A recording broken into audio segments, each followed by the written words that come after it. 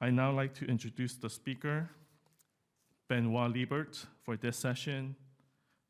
Fellow cryptographer, Simplified Adaptivity Secure Threshold BLS Signatures. Please welcome our speaker.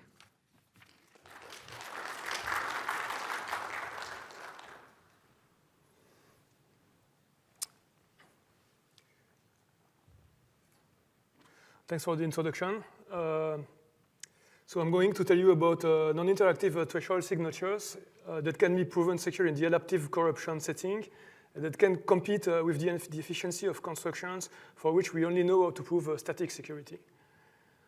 In the first part of the talk, I will come back to the motivation of threshold cryptography. I will explain the difference between static security and adaptive security. I will formally state the security definition that we are using.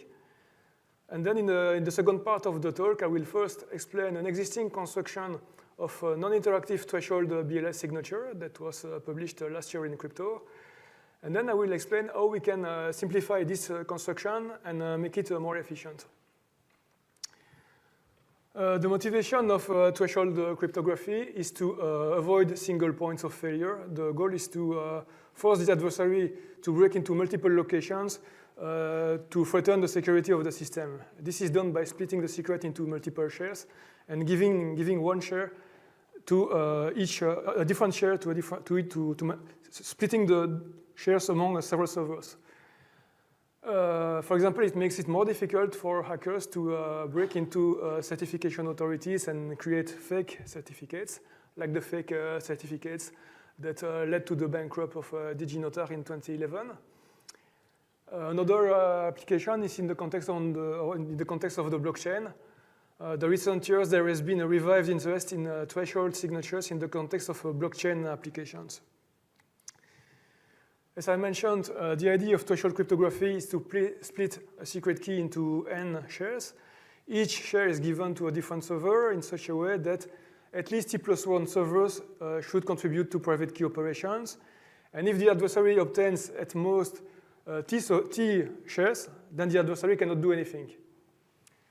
The key generation can be either centralized if there is a trusted dealer, or it can be decentralized if the scheme is fully distributed. In this case, there is a key generation protocol that allows the servers to jointly generate a public key in such a way that no player knows the full secret key at any time.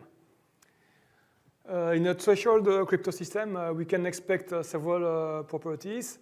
One of them is a robustness against malicious adversaries, which means that an adversary that corrupts at most T players cannot prevent a honest majority from signing or from decrypting. We may also want optimal resilience, which means robustness against any minority.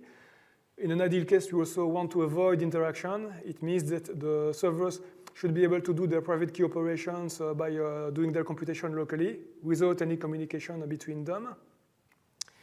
And also, we also want to avoid erasures. It means that if a server is corrupted, then the adversary knows whatever this server has known in the past. We don't assume that the server was able to erase any information in a reliable way. In the following, we will be interested in non-interactive threshold signatures. In this kind of primitive, there is a bunch of servers. And then when they want to sign a message, each one of them locally computes a partial signature of the message and sends it to the combiner. And there is no communication between the servers. There is only one message from each server to the combiner. And the server should be able to combine T+1 valid partial signatures to reconstruct the full signature. Of course, the server should have a way to check the correctness of partial signatures. The idea of threshold signatures was introduced in the 90s by De Smet and Frankel. At that time, the early constructions were either not robust, or they were interactive, or they had long secret key shares. If we consider constructions with short secret key shares, the first ones with robustness and without interaction were given by Shoup in 2000. Other constructions were given later on by Katz and Young, by Boldireva, and by Bonnet et al. In 2018. The construction by Boldireva is of a specific interest because it has very short signatures. It's one group element. It's a BLS signature. And also because it has unique signatures. And it can be used as a randomness beacon. Actually, all these constructions are in the static corruption setting. If we want to prove security in the adaptive corruption setting, then it's much more complicated. And the early constructions with adaptive security back in 1999 were interactive, and they were assuming erasures. In 2000, Yarecki and Lizhanskaya gave a technique to avoid erasures, but they had to introduce other components that increased the complexity of the scheme. And actually, more efficient constructions were proposed later on, and sometimes without interaction. For example, back in 2014, there was a paper by Joa, Jung, and myself, where we gave a construction with short signatures, without interaction, without erasures, and without a trusted dealer. The size of each signature was 2 group elements, so it's not quite as short as BLS signatures because a BLS signature is only 1 group element. But in 2022, there was a paper by Bako and Loss showing that if you consider Boldireva's threshold BLS signature, you can actually prove it secure in the adaptive corruption setting, but in the algebraic group model, which is an idealized model of computation. They also proved that you cannot achieve the same result without the AGM using only the random oracle model, at least not under falsifiable assumptions. And last year in crypto, there was yet another paper by Das and Ren who showed that you can actually construct a non-interactive threshold BLS signature with adaptive security in the random oracle model, but their construction is not quite as efficient as the threshold BLS signature of Boldireva. It has longer secret key shares, longer partial signatures. And in this paper, our goal is to close the efficiency gap between the 2 constructions and to bring the Das-Ren construction closer to the efficiency of the Boldireva's threshold BLS signature. So we give a simplification of their scheme with shorter secret key shares. We have only 2 field elements in the secret key share instead of 3. Shorter partial signatures that are faster to generate and faster to verify. Smaller verification keys. Smaller communication in the distributed key generation phase. And also, we keep all the advantages of the Das-Ren construction, including adaptive security without erasures, no interaction during the signing process, optimal size signatures, and a one-round key generation phase. Before going into the details, let me first explain how we define the security of non-interactive threshold signatures in the adaptive corruption setting. There is a game between an adversary and a challenger. The game begins with a key generation protocol. In this key generation protocol, the challenger controls the honest servers, and the adversary can corrupt servers at any time, not only in the beginning. So in the end of the key generation phase, the adversary knows the public key of the scheme and the secret key shares of all the servers that have been corrupted so far. Then the adversary can make more corruption queries. So the adversary can choose arbitrary indexes and obtain the secret key share of the ICE server. And then the adversary also knows whatever this server has known before because we don't assume erasures. At any time, the adversary can also ask for partial signatures. The adversary chooses an index I and a message M, and it obtains a partial signature of the message M on behalf of the ICE server. And then they keep going like this, and in the final stage, the adversary outputs a message M star and a signature sigma star. The adversary wins if sigma star verifies for M star, and if the forgery is non-trivial. It means that if you consider the set of corrupted servers C, and the set V of servers that sign the message M star, then the union of these 2 sets should have size at most T. So we will be interested in threshold BLS signatures that satisfy this notion of security. BLS signatures were named after the paper by Bonnet, Lin, and Sharam back in 2001. It's a construction that provides very short signatures in asymmetric pairings. When you want to sign a message, you first hash the message to the first source group of the pairing. You take the result to the power S, where S is the secret key. And then you have a very short signatures that can be verified by computing 2 pairings. And actually, the scheme is easy to thresholdize because it's key homomorphic. It means that if you replace this secret key in the exponent S by a share of S, then you have a partial signatures. You have a partial signature. And if you combine T plus 1 valid partial signatures, you can do the Lagrange interpolation in the exponent and reconstruct the full signature. BLS signatures were proven secure under the co-CDH assumption. It's an assumption that says that in asymmetric pairings, if you have G to the A and G to the B in the first source group, and also an encoding of A in the exponent in the second source group, then you cannot compute G to the A times B in the first source group. So it's a kind of equivalent of CDH in asymmetric pairings. In the paper by Das and Ren, they also used the decision Diffie-Hellman assumption in the first source group of the pairing. These assumptions are very standard assumptions, and we also use them in the paper. The construction of Das and Ren works in the following way. In the public key, there are 4 group elements in the second source group of the pairing. And one of them contains an encoding of the secret key S, the BLS secret key S, in the exponent. And actually, this BLS secret key S is shared using a polynomial of degree T. It's a Shamir secret sharing. Each partial secret key contains a share of the BLS secret key and 2 shares of 0. The shares of 0 are used in the proof of adaptive security. And then there is also a set of verification keys. There is one verification key for each solver, and they will be used to prove the correctness of partial signatures. So when a solver wants to generate a partial signature, the solver computes 2 hash values of the message, H0 and H1, in the first source group of the pairing. The solver computes a double exponentiation using the first 2 components of the secret key share. Actually, the last component of the secret key share is not used to compute the partial signature, but it's used to prove the consistency of the partial signature with respect to the verification key. Then, if you combine T plus 1 partial signatures like this, and if you do the Lagrange interpolation in the exponent, you reconstruct H0 of M to the power S, and the dependency on H1 vanishes because you reconstruct 0 in the exponent. In the paper by Das and Ren, they proved that the construction is adaptively secure in the random oracle model only, without the AGM. They prove it under the co-CDH assumption and the DDH assumption in the first source group. They also assumed a honest majority. The intuition of their proof is that at some point they make the partial signatures non-committing. They move to a game where the partial signatures do not commit the I solver to the secret key shares S of I and R of I. And to do this, they use the DDH assumption in the first source group G.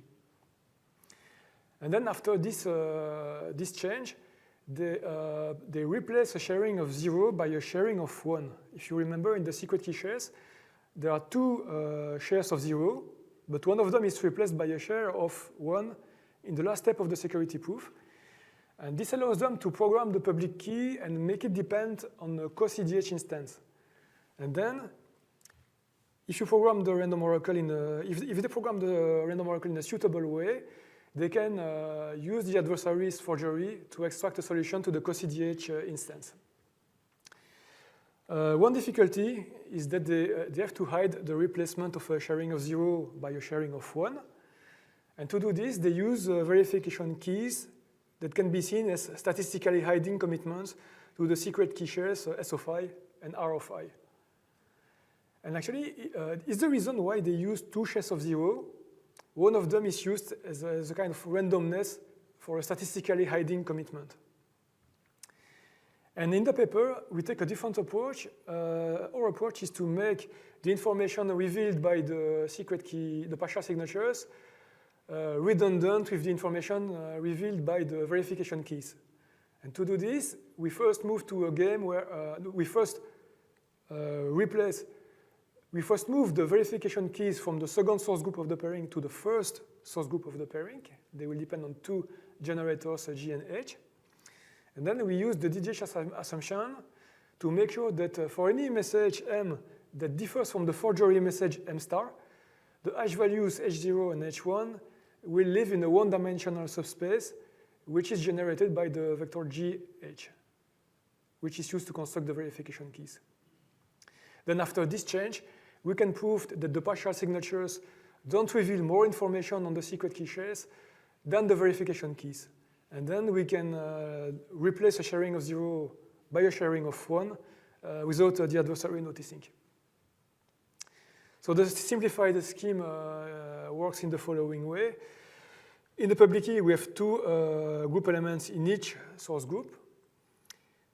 In the secret key share, in each secret key share, we have one share of the BLS secret key and one share of 0.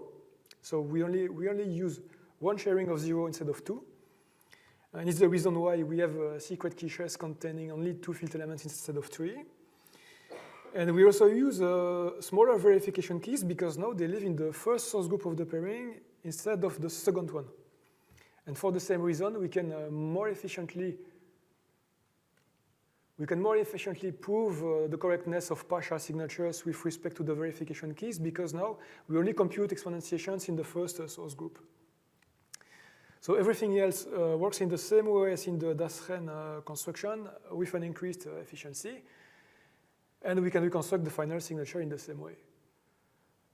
We can prove that in the random oracle model, the construction is adaptively secure under the same assumptions as in the Dasren paper, namely the COS-CDH assumption and the DDH assumption in the first source group.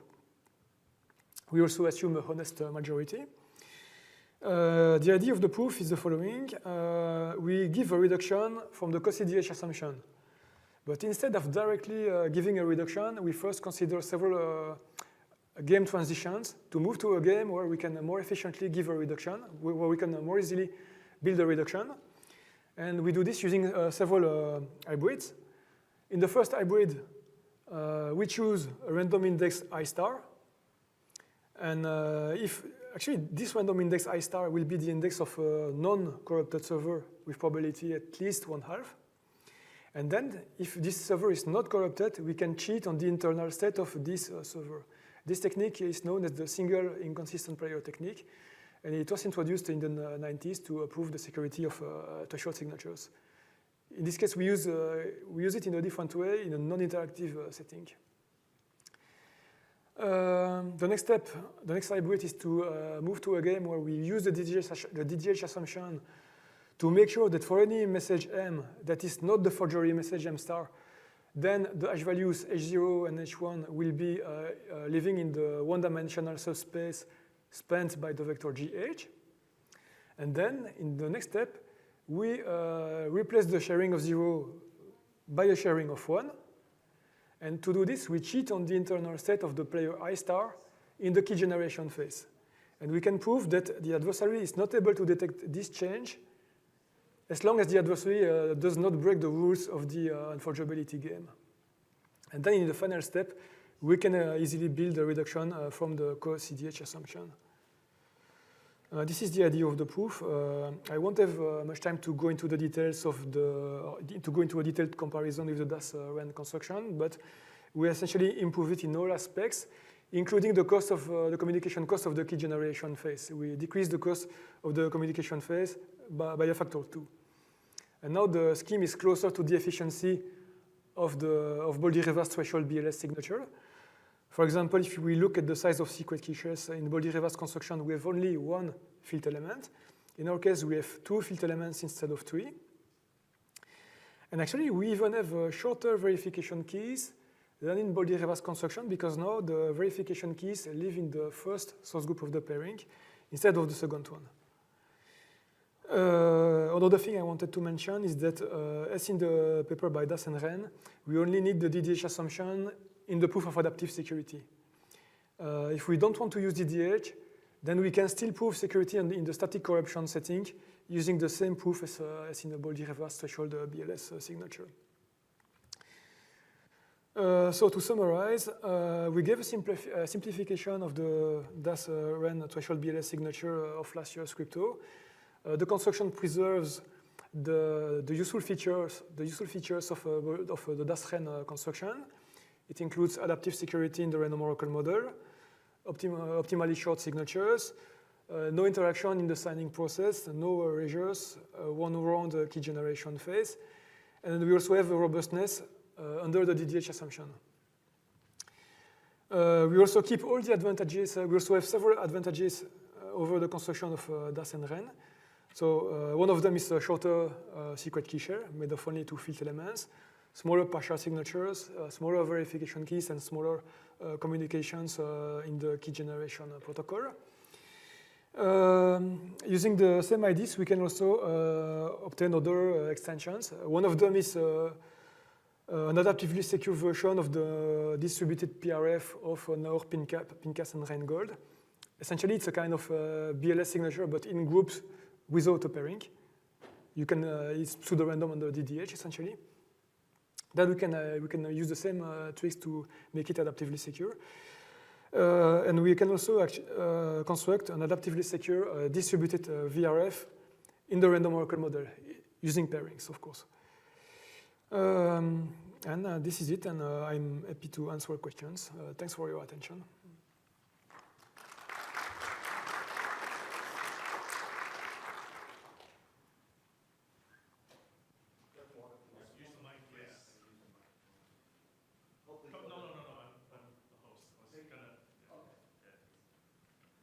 Hey, great presentation.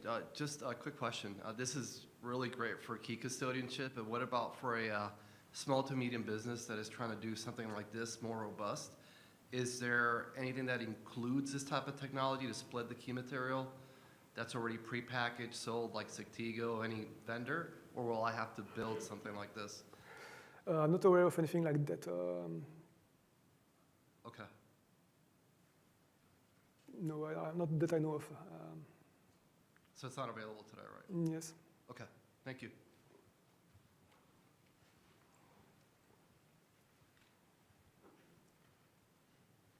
So is this scheme quantum resistant or? No, actually the question was, is the scheme quantum resistant? No, because it's based on discrete log pairings and discrete log assumptions. So of course it's not quantum resistant.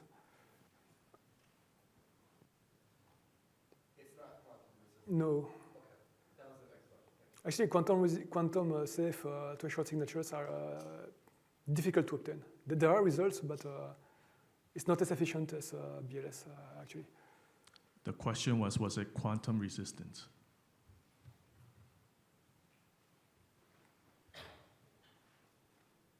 Any other questions?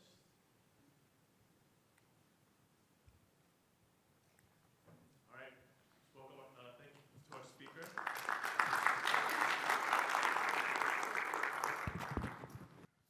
All right, welcome to session B. This is Doug Lei with the presentation DSKE, Digital Signatures with Key Extraction. Please welcome your speaker.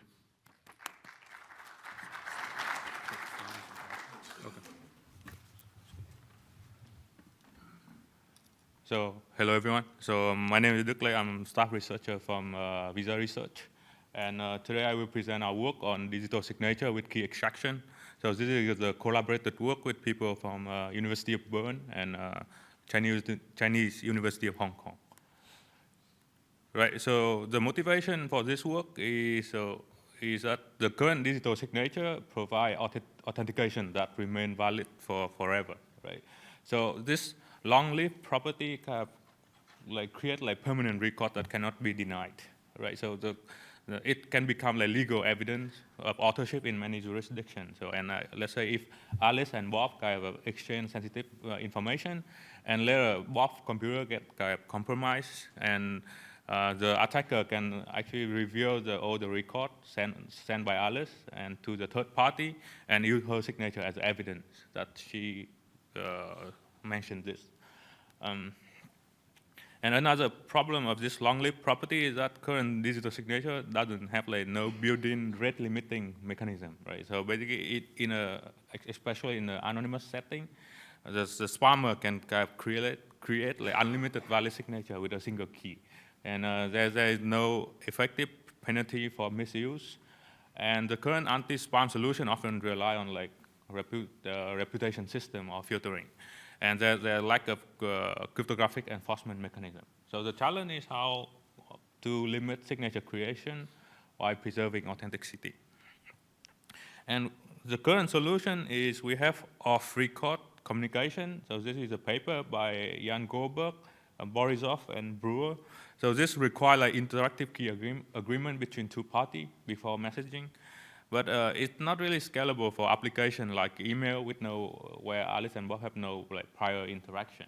And it only works for like small scale and synchronous communication. That means Alice and Bob have to be online at the same time in order to do the handshake. Another approach is introduced by Matthew Green in his Usenet 21 paper. The idea of that approach is like you have a key, you signing some message during the day, and in the end of the day, you simply reveal the private key, right? So by revealing the private key, you simply have like deniability over the over any new message, right? So but however, this approach introduce a challenge in like key distribution, not key distribution, but like you have to kind of maintain the O key and rely on like bulletin board for like publishing your keys.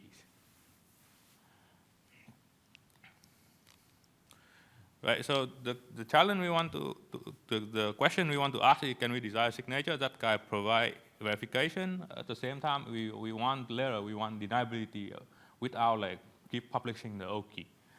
Right, and also it might penalize excessive signature creation. Like, so this is good for like spam prevention, and we hope like it can function without like additional infrastructure.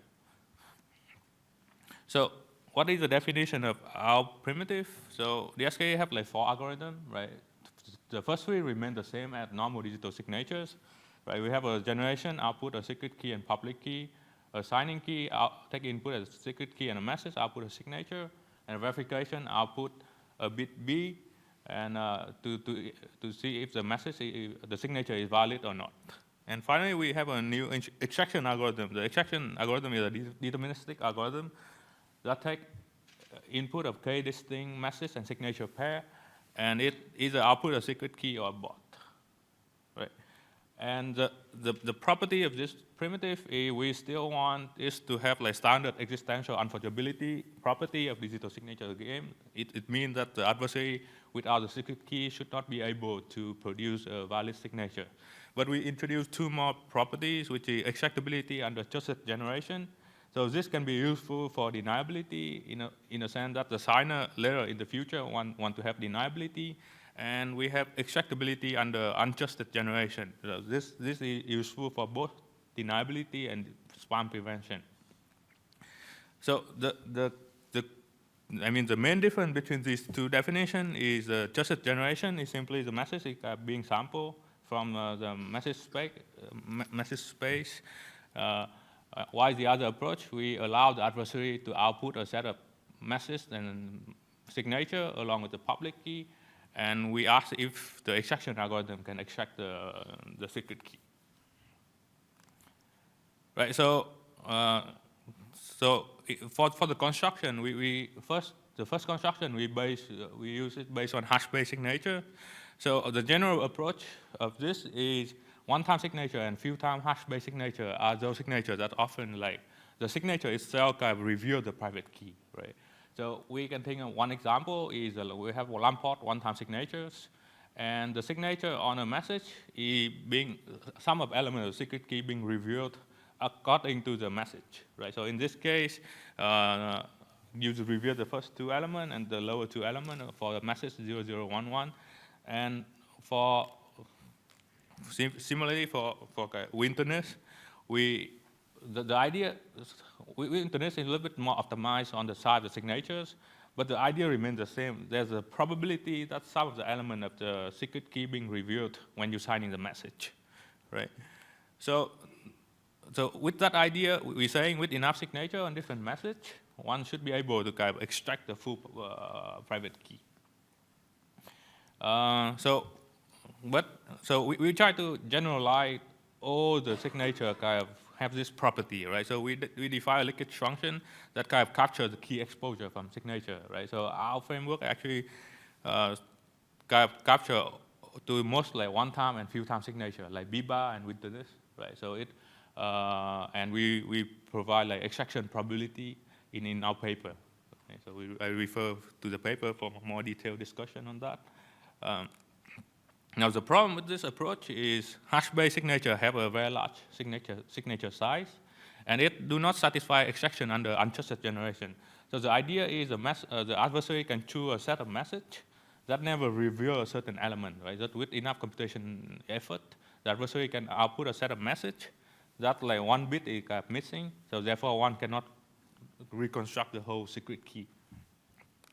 Right, so that leads to our second construction, right? So our second construction rely on polynomial commitment. So polynomial commitment is a primitive introduced by Kate, Javerucha, and Gober in 2010. The idea is there's a setup algorithm output like a commit key and verification key. And the prover can commit to some polynomial and send that commit to the verifier. And the verifier, without knowing the polynomial itself, can ask the prover to evaluate the function on a certain point. And the prover can send the evaluation of that point and send the proof back to the verifier. And the verifier can check if it's the correct evaluation of the polynomial at the point he asked for. So in order to convert it into a signature scheme, we simply use like Fiat-Shamir transform. Right, so the idea is a private key now just become a polynomial itself of degree D, and it can be set by the signer. And the public key now becomes the commitment to the polynomial. And the signature is an evaluation of the message, of the hash of the message on the polynomial, along with the polycommit proof. And the key extraction should be clear in the sense that any different D plus one valid signature, one can kind of reconstruct the polynomial itself via Lagrange interpolation. So we formally prove this construction satisfy unforgeability extraction under both trusted and untrusted generations. Now the detail here is we actually need a property that was not introduced in the original polycommit paper. We actually need like a property called interpolation binding that was recently introduced by Saurabh Das by actually Abraham et al. In Crypto 33 paper. So we refer the technical detail to the paper for the security proof. So the main practical benefit of this approach is it allows a shorter signature size, right? And it allows like kind of deterministic extraction. And the signer now can kind of set a threshold for it to reveal the key or not. And it supports like untrusted generation.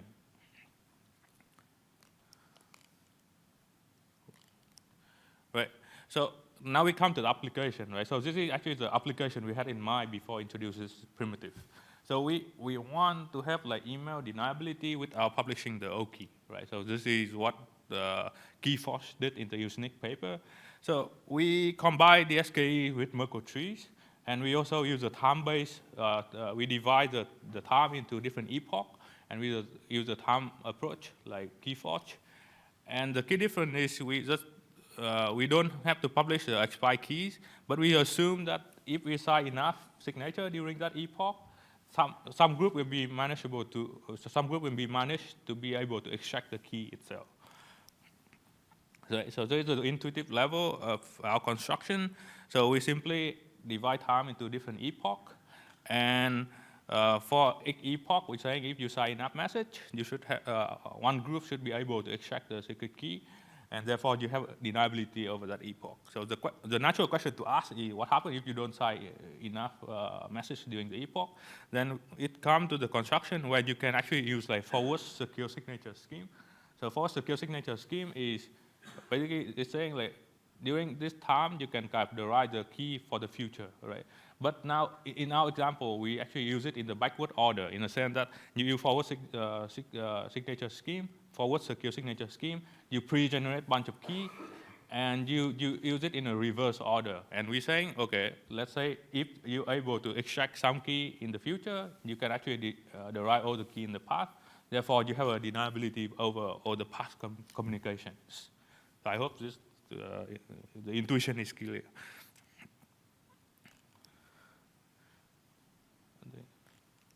Okay, so the advantage of this approach over the other approach is it doesn't rely on like continuous key publishing like KeyForge. It does not depend on the external service like TimeForce, right? So I think TimeForce actually rely on a random beacon using blockchain in order to have the construction, and there's no need for VDF and expensive cryptography. And we actually show that it can function as both a forward forgeable signature and short-lived signature in the other paper. Right, so the second application we have in mind is a spam prevention application. So this is the direct use of the SKE, right? So you can simply use key extraction as a penalty for overuse, right? So the idea is the private key can be exposed after a threshold of action. So one application we can think of, can have a like smart contract where user kind of lock the collateral, and if the user spam too much, anyone with a secret key can actually come and kind of take the collateral, or the system admin can take the collateral. But this is not very interesting, right? So we actually want we actually were able to like even extend the SKE more. The idea is you can combine this primitive with non-interactive zero-knowledge proof to hide the public key, in the sense that you can hide who is actually talking, right? So this is good for kind of in anonymous setting. So this is good for like provide accountability in anonymous setting. But the challenge here is now you have too many messages. It's difficult to kind of to see who is actually spamming, right? So the middle ground is you may need a linkable tab in order to link who is speaking inside the anonymous environment. Right, so we keep this as a future research direction, but there have been some construction in the community for this. So we actually implement our work, right? So table 1 show the performance of the SKE based on Lamport base, right? So we got it based on only on hash function. The running time is quite fast, but one thing I didn't show here is that the signature size is quite big. And we show the SKE based on polycommit, which is still the performance is somewhat manageable. And table 2, we actually implement group force by combining with the Merkle tree construction, and we divide the time chunk into 30 minutes each. And we say, and we show the performance for the Merkle tree of height 17, right? You have a key good enough for 8 years of use. And the key generation is a bit bad, because you have to generate a lot of keys, but this is a one-time cost, right? But the important thing is the signing and the verification, which is somewhat acceptable.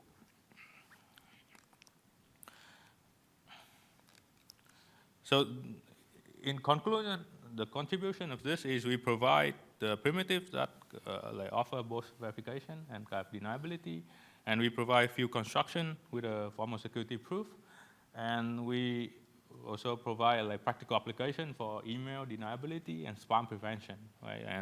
And for the future direction, we actually want to extend this primitive into multi-signature extension, because the application we have in mind is we would want the validator to able to kind of validate different blocks, and later the key can get revealed, and that key can be used to kind of decrypt previous encrypted transaction. What is the application here, right? So the application here, you may be able to use it to prevent kind of minor extractable value kind of problem in blockchain space.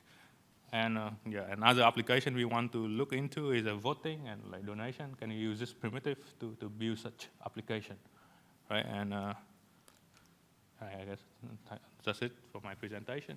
Happy to take any questions.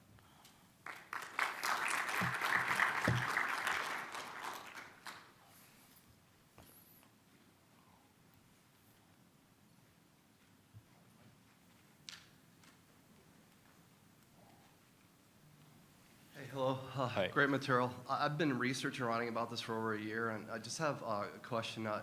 When you refer to this spam Yeah. for signatures, Yeah. I don't think I've heard it referred to it that way. Maybe I'm just completely naive, but could you give me more use case? Are you saying that the risk is that a high volume of signatures are going to probably expose the Right. private key? Right, so the application we had in mind is in an anonymous setting, right? So when different people are talking, but you don't know who is talking, right? In an anonymous kind of channel, in an anonymous environment, right? We have different because they can simply like spam different message, right? But we want to punish spammer in that setting, right? So we introduce this primitive as like a building block in that setting, right? So to be able to identify who's a spammer and kick him out. So this is one of the active questions being asked in the kind of Ethereum research forum. So they have something called anonymous rate limiting nullifier, and we actually look into this problem and kind of want to have a solution for it. I mean, it makes sense. The other part in closing that stuck with me is that you said that size is a big deal. And then I think of like MLDSA, which a lot of the people I talked to are testing, and it's 5 times or bigger, the size. So what's your experience of post-quantum cryptography and signatures that are going to be much bigger with your extract function? Right, so the size of, so Lamport is actually post-quantum secure, right? So the Lamport, yeah, the size, yeah, I mean, it's big, right? It's big compared to today's digital signature size. I'm not looking at quantum war yet, but like, it's still big, so some people doesn't like it. Okay. Oh. Thank you very much, sir. Thanks.